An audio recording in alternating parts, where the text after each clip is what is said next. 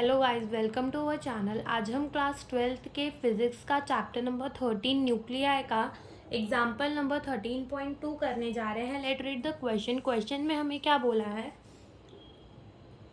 Calculate the energy equivalent of 1 gram of substance. ठीक है, हमें एनर्जी निकालनी है 1 ग्राम ऑफ सब्सटेंस के बराबर की।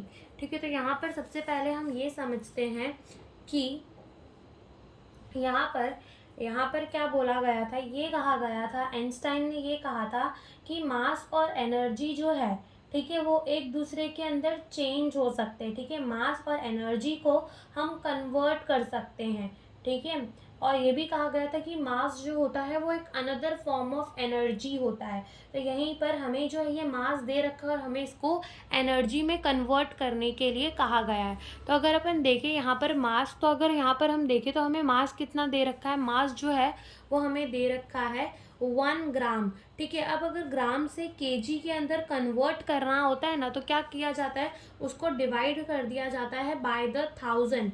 ठीक है, तो यहाँ से हमारा जो मास है उसको देखो डिवाइड करते हैं 1000 से, तो कितना आ जाएगा 10⁻³ kg है। ये जो हमारा क्या आ जाएगा, मास आ जाएगा। ठीक है, 10⁻³ kg है, ये जो क्या आ जाएगा, हमारा मास आ जाएगा। फिर उसके बाद यहाँ पर हमें क्या निकालने कहा है, एनर्जी। तो E = mc²। ठीक है, मास हमारे पास है इंटू c²। c की वैल्यू कितनी होती है, 3 × 10⁸ होती है। इसका हमें क्या कर देना है, स्क्वायर।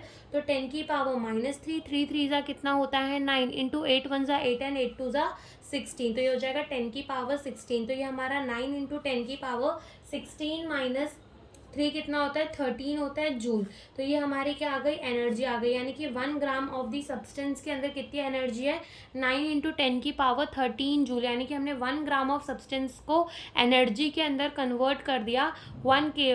तो यहाँ पर वो कितना जूल आया, 9 इंटू 10⁻13 जूल आया। तो ऐसे क्वेश्चन यूजुअली MCQs के अंदर ही पूछेंगे। Thank you for watching the video.